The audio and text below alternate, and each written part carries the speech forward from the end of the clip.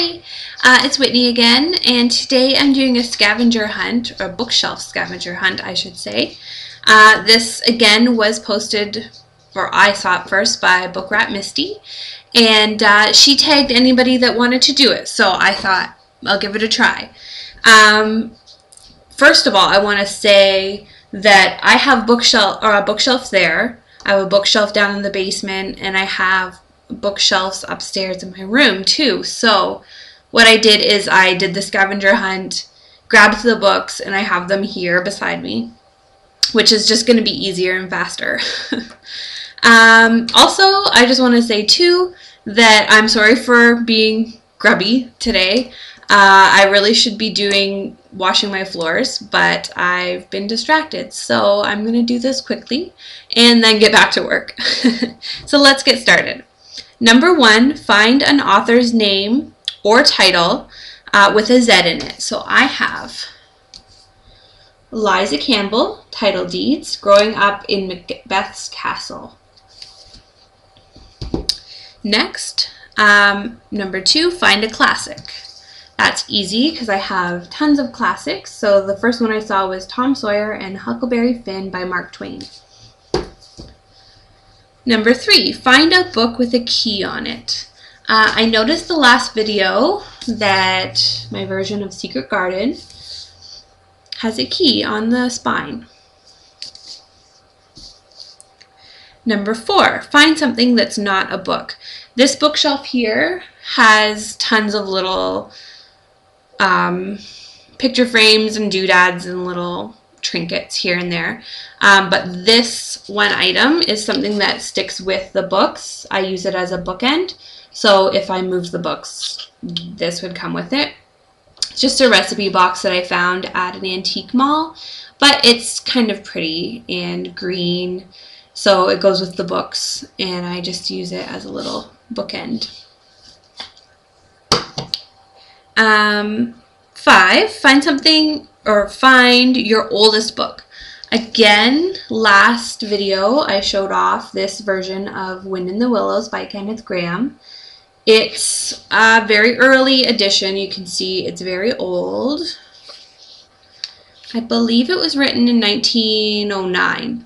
So the inscription here says 1910, March 1910, but I believe this version was published, or this edition was published October 1909. So this is my oldest book, I'd say.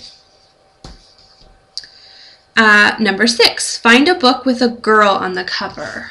That's pretty easy. This was sitting right up on top.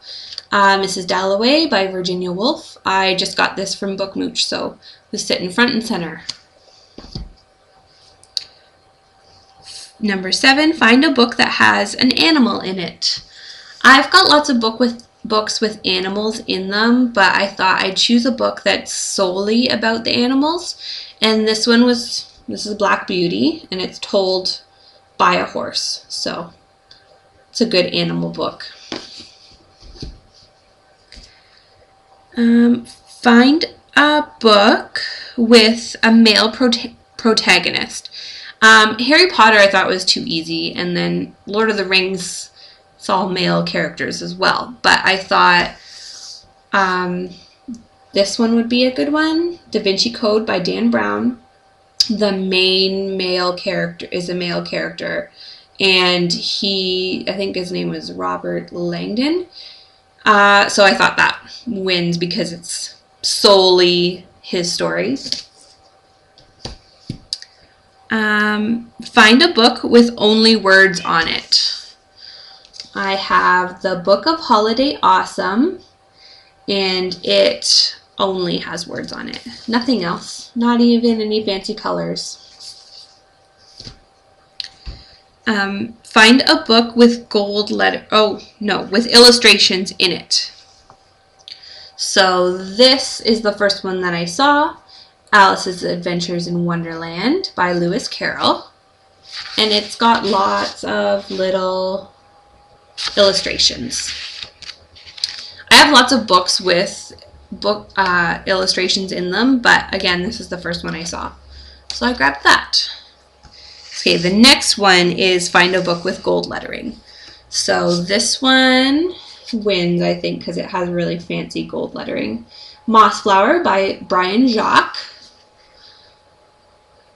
I really love this edition. It's fancy. I hope they all come out with nice editions like this. But I believe all of his other books have gold lettering too.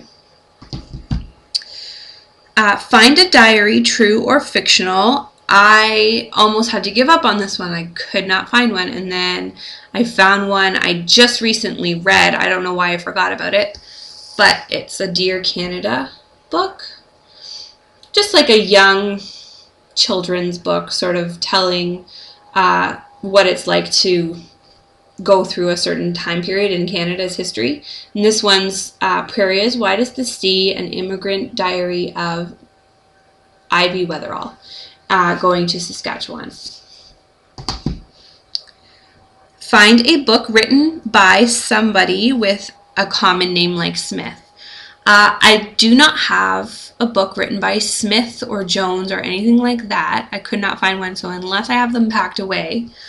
But again, I can use Dan Brown, because Brown is a very common name. And Dan, too. Dan Brown, it just sounds very common. Find a book with a close-up of something on it.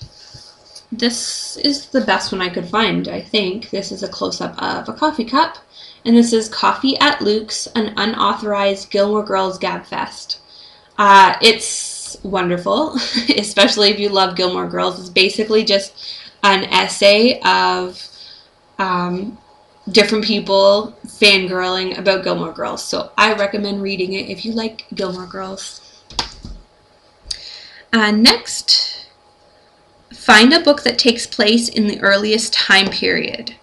I would say that would be the Odyssey or the Iliad. I'm not sure which one comes first, so there's both there.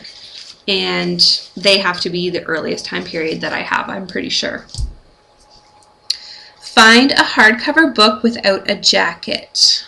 I have Little Women. This version is just the hardcover.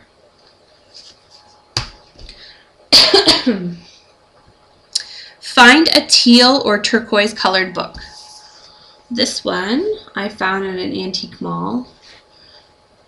It's very pretty, which is why I grabbed it. And it's just a children's book. I believe from the 1920s was when it was written. But this version's from the 60s, I think. Maybe 40s. But it's pretty in teal, which is why I bought it. I think it's called, yeah, Little Joe Otter. Find a book with stars on it. Again, I almost had to give up on this. I could not find one, and then I thought, hold on, Harry Potter has to have stars on it. One of the books have to have stars on it. So, of course, the first book I pulled out, stars. Stars all over. That one doesn't have stars on that side, but there's stars. So, Harry Potter to the rescue. And the last one was find a non-YA book. For me, that's really easy because I don't really read a lot of those.